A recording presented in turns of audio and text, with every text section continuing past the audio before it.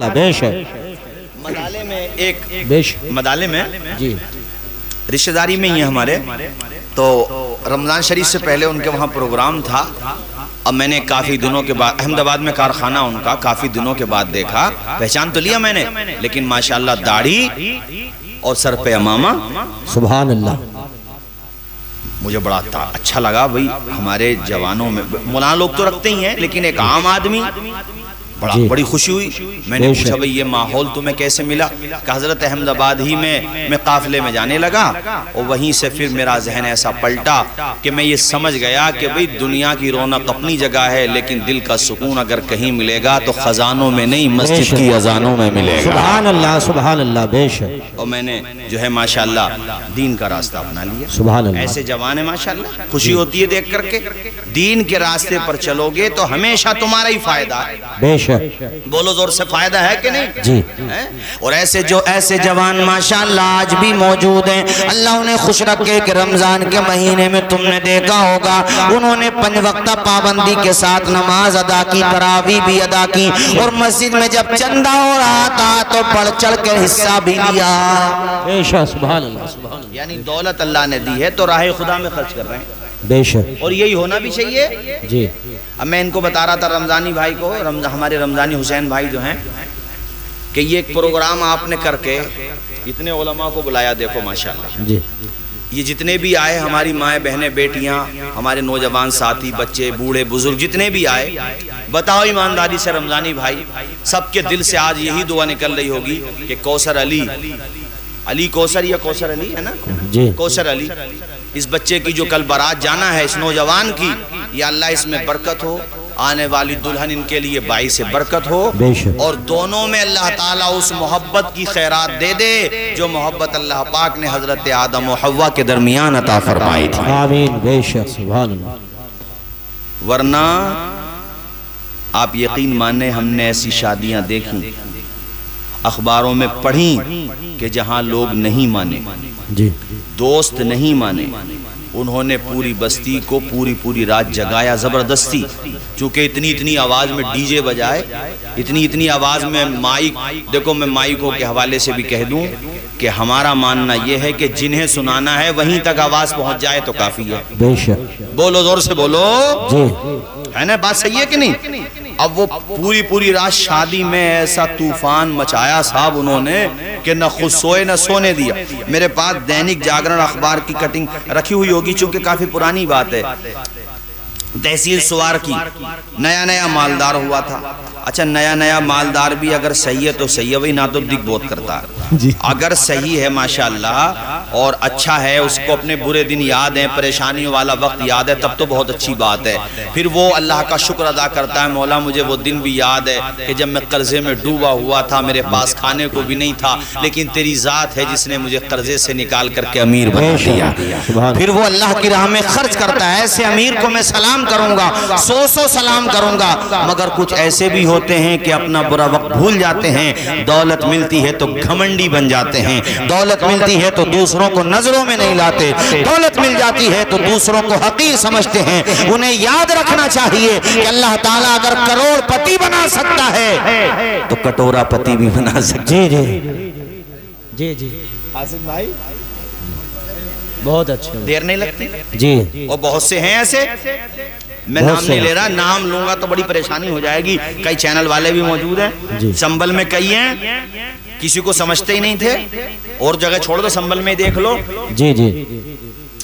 نیل بٹا نیل، زیرو بٹا سناٹا ہو گئے. نام لیوا بھی نہیں ہے. تو دولت پہ کس بات کا اترانا یار؟ بے دولت کا کیا پتا کب رہے کب نہ رہے، یہ تو آتی جاتی مایا ہے بھائی. جی. جی. اس کا کیا پتا؟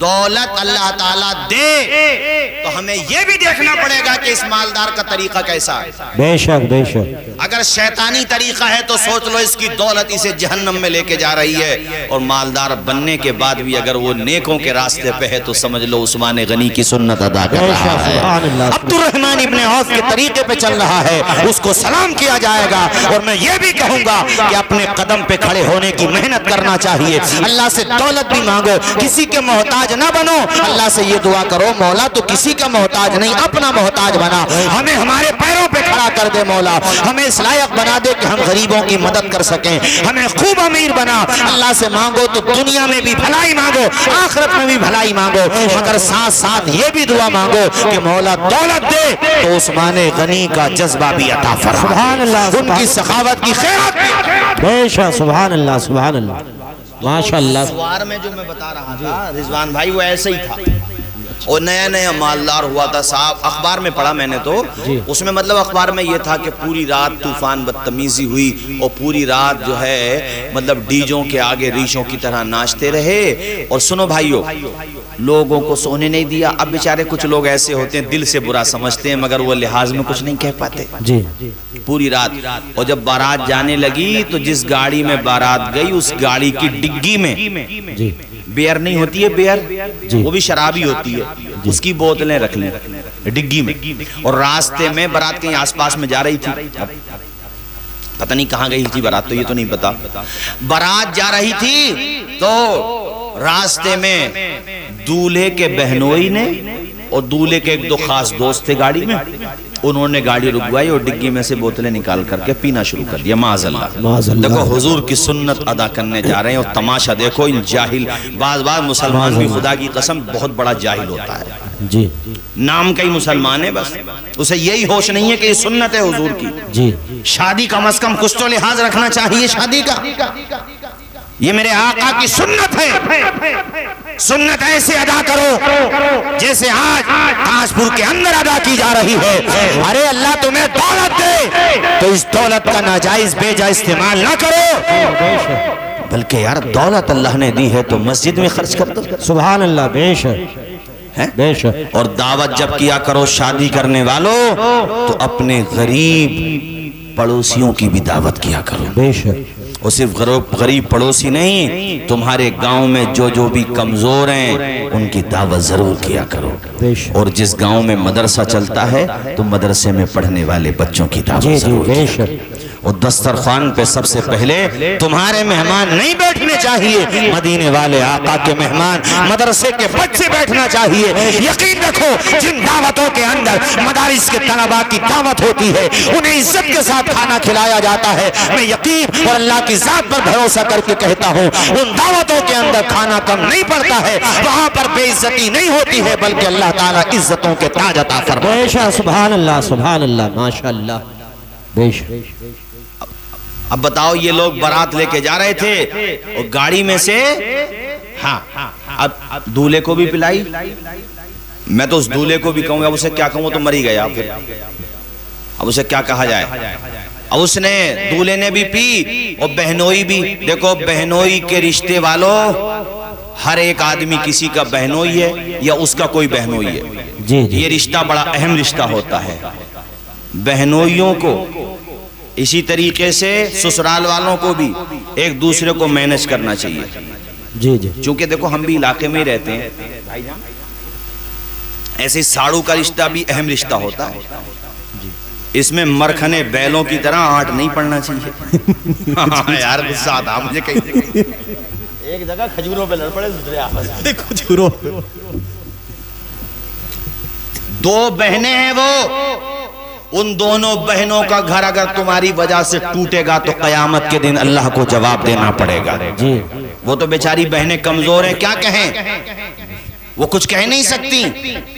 اور لڑائیاں کس بات کے اوپر ہوتی ہیں, چستے باندھتے ہیں نہیں, سب ایسے نہیں ہوتے, لیکن جو ایسے ہوتے ہیں ان کو اپنا رویہ بدلنا چاہیے. بھائیوں کی طرح رشتہ ہونا چاہیے. بے شک, بے شک.